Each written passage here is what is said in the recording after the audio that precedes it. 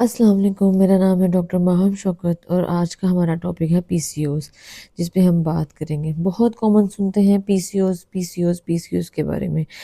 ठीक है, आखिर ये पीसीओस है क्या चीज़?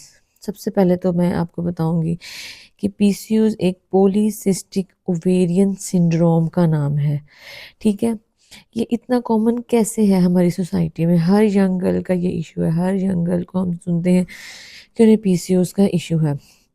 बेसिकली ये है क्या? इसमें क्या सिम्टम्स पेशेंट को आते हैं? क्या प्रॉब्लम्स फेस करनी पड़ती हैं? क्या इसके कॉजेज़ हैं हमारे पास? इसका ट्रीटमेंट क्या है? किस तरह हम सारा इन्वेस्टिगेट करेंगे? किस तरह हम इसकी जो है सॉल्यूशन की तरफ जाएंगे? तो हम उन सब चीज़ों को डिस्कस करेंगे। फर्स्ट ऑफ ऑल तो मैं आपको ये बता दूं, ये एक हार्मोन्स के इम्बैलेंस होने की डिजीज़ है, जिसमें हमारे फीमेल रिप्रोडक्टिव ऑर्गन में जो हमारी बॉडी में हार्मोन्स हैं, उसका इम्बैलेंस लेवल अप डाउन हो जाना, इस ये सारे हार्मोन्स इम्बैलेंस होते हैं। ठीक है, फर्स्ट है ना, हम इसमें सबसे पहले इसके देखेंगे सिम्टम्स क्या हैं। पेशेंट इसमें प्रॉब्लम क्या फेस करता है, क्या इशू आता है उसको, ठीक है, जिसकी वजह से हमें इसकी तरफ जाना पड़ता है।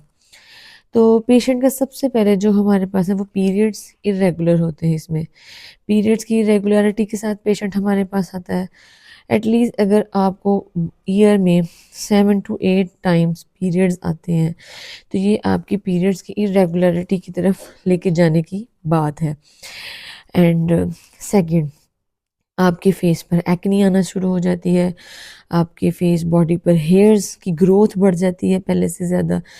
इसके बाद पेशेंट इन सारे सिम्टम्स को जब नोटिस करता है बॉडी में, तो वो डॉक्टर से कंसल्ट करता है और फिर डॉक्टर इन सिम्टम्स को देख के जब आपका अल्ट्रासाउंड देखता है, अल्ट्रासाउंड में अगर आपकी ओवरीज के अंदर जो आपकी है उसमें अगर सिस्ट पाई जाती है, यानी पानी की थैलियाँ होती हैं, तो ये हमारा डायग्नोसिस बना देता है कि पेशेंट को पीसीओस है।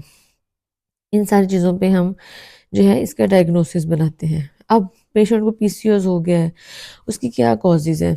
क्यों ये सारा इतना कॉमन है? क्यों ये सब वजह हो रही है? इसकी कॉजेज़ कोई स्पेसिफिक एक कॉज नहीं है जिसपे हम कह सकें कि इस वजह से पीसीओस पेशेंट को हो रही है। मल्टीपल कॉजेज़ में इन्वॉल्व होती हैं, जिसमें हम फर्स्ट ऑफ ऑल कहते हैं जेनेटिक फैक्टर्स, जेनेटिक प्रीडिस्पोजिशन। अगर आपकी फैमिली में किसी को है, सपोज आपकी मदर को है, आपकी खाला को है, आपकी बहन को है, किसी को है, तो उसमें हमारे चांसेस वो बहुत बढ़ जाते हैं कि फैमिली में जो है वो आगे आप में रिस्क फैक्टर्स बढ़ जाते हैं कि ये आगे ट्रांसफ़र होगा फैमिली में। ठीक है, तो ये सबसे बात पहला हमारा एक फैक्टर होता है। सेकंड, द मोस्ट इम्पॉर्टेंट जो हम आजकल हमें बहुत फेस करना पड़ता है, सबसे ज़्यादा इशू, वो है डाइट और lack of exercise, lack of physical activity. आज जितनी भी यंग गर्ल्स हैं, हमारी यूथ है, उनको देखें, सब जो है वो प्रोसेस्ड फूड और जंक फूड की तरफ हैं इतना। और नेचुरली जो हमारे पास घर में हाइजेनिक फूड है वो हम बहुत कम लेते हैं, जिसकी वजह से हमारी बॉडी में चेंजेस आती हैं, बॉडी में केमिकल चेंजेस हैं, हमारे सारे हार्मोन्स डिस्टर्ब होते हैं, जिसकी वजह से हमारी बॉडी का प्रोलैक्टिन है, हमारे ईस्ट्रोजन, प्रोजेस्टेरोन, ये सारे हार्मोन्स डिस्टर्ब हो जाते हैं। इसकी वजह से जो है पीरियड्स इरेगुलर होते हैं। तो हम अगर अपनी फिजिकल एक्टिविटीज़ को अच्छा कर लें, हमारी एक्सरसाइजेज मतलब डेली रूटीन में आ जाए, हम जो है प्रोसेस्ड और जंक फूड को कम कर दें, तो हमारे बहुत से मसले जो हैं वो सॉर्ट आउट हो जाएंगे। तो ये हमारे पास मेन हम कॉज है जिसकी वजह से जो है ये सारे इश्यूज आ रहे हैं। अब हमें कैसे कंफर्म होगा कि पेशेंट को लेबल कैसे करेंगे हम कि इसको पीसीओएस है, डायग्नोसिस कैसे बनेगा? तो मेडिकल में तो एक बहुत लंबी लिस्ट है हमारे पास, जिसको हम जो है वो ले लेके चलते हैं एज ए इन्वेस्टिगेशन। तो हमारे पास जो मेन मेन है मैं वो आपके साथ डिस्कस कर देती हूँ कि पेशेंट को जब पीरियड्स इरेगुलर हों, देन पेशेंट के फेस पे एक्ने स्टार्ट हो जाए, बॉडी फेस पे हेयर की ग्रोथ ज़्यादा हो जाए, वेट गेन जो है वो पेशेंट का स्टार्ट हो जाए। जो इन सिम्टम्स के साथ जब पेशेंट अपने डॉक्टर पास आता है और अल्ट्रासाउंड करवाता है, उसमें भी जब हमें सिस्ट मिल जाए, तो इन सारे क्राइटेरियाज में से जब हमें दो क्राइटेरियाज मिल जाते हैं, तो हम पेशेंट का डायग्नोसिस बना देते हैं उस पर पीसीओएस का। अब इसमें हमें जो है वो ट्रीटमेंट किस तरह लेके चलनी है।